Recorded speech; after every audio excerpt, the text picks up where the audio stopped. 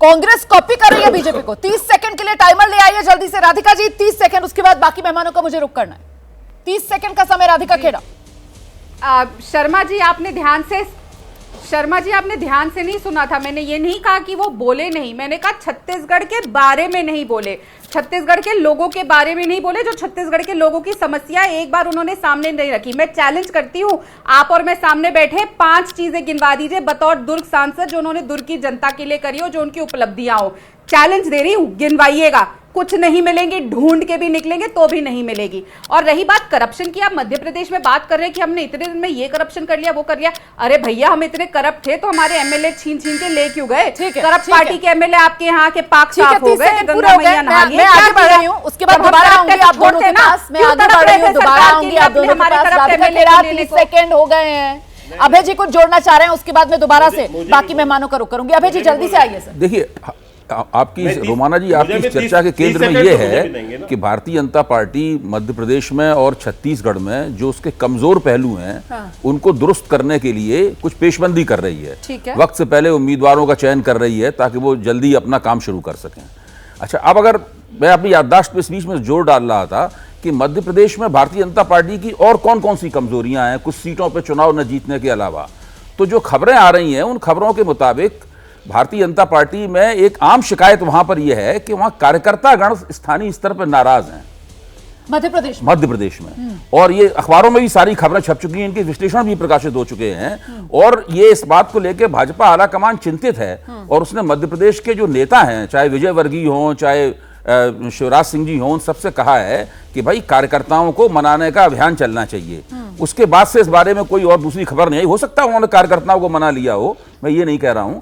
दूसरी खबर यह है कि जो मध्य प्रदेश में बीच में चर्चा चल रही थी कि शिवराज सिंह जी को हटाया जाएगा, उनकी किसी दूसरे व्यक्ति को मुख्यमंत्री का चेहरा बनाया जाएगा, फिर ये खबर आई नहीं बनाया जाएगा। यहां तक कि पहले तो पत्रकारों के बीच में ये तक बात चलनी शुरू हो गई थी कि कौन जा रहा है मुख्यमंत्री का और अध्यक्ष कौन बदलेगा।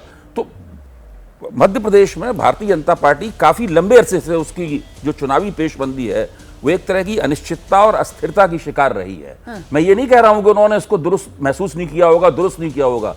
तो भाजपा के वहां पर मध्य प्रदेश में और भी बहुत से कमजोर पहलू हैं। ठीक है, आप जो पॉइंट कह रहे हैं सर, मुझे लगता है हर्षवर्धन जी को आना चाहिए। हर्षवर्धन जी, मध्य प्रदेश भाजपा अनिश्चितता, अस्थिरता जिसका जिक्र यहाँ पर अभय दुबे जी कर रहे हैं, और छत्तीसगढ़ के लिए कहा जाता है कि साहब वहां पर भूपेश बघेल के सामने बीजेपी के पास कोई नेता ही नहीं है जो भूपेश बघेल को चुनौती दे पाए।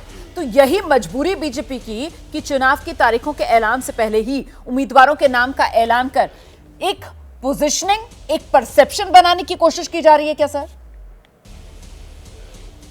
नहीं, छत्तीसगढ़ के मामले में तो मुझे आज की तारीख में भी भूपेश बघेल बहुत आगे दिखते हैं और भारतीय जनता पार्टी अभी नेता के तौर पे, कार्यक्रम के तौर पे बहुत पीछे दिखती है। लेकिन एक काम तो देखिए उन्होंने कर दिया जी।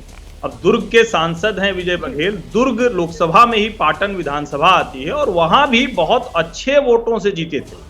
तो भूपेश बघेल के लिए परेशानी तो कर दी, क्योंकि जब मुख्यमंत्री के सामने ऐसा प्रत्याशी होगा तो एक नैरेटिव बदलता है। लेकिन अभी भी भाजपा वहां बहुत पीछे है, उसे बहुत कैचअप करना है। मध्य प्रदेश को लेकर मैं इससे कतई सहमत नहीं होता, क्योंकि मध्य प्रदेश नियमित तौर पर मैं वहां आता जाता भी रहता हूं और भारतीय जनता पार्टी के लिए वहां कभी अस्थिरता की स्थिति नहीं रही।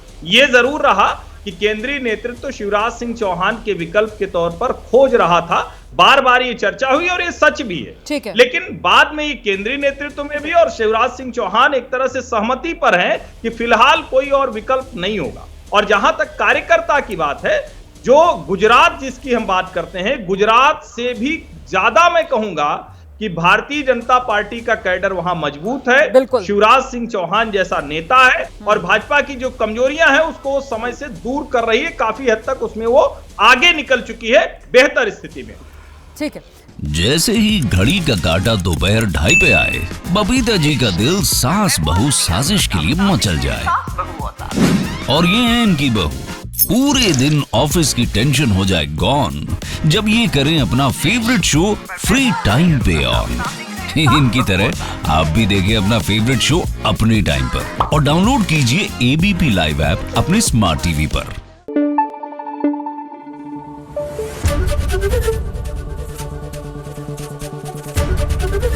एबीपी न्यूज आपको रखे आगे।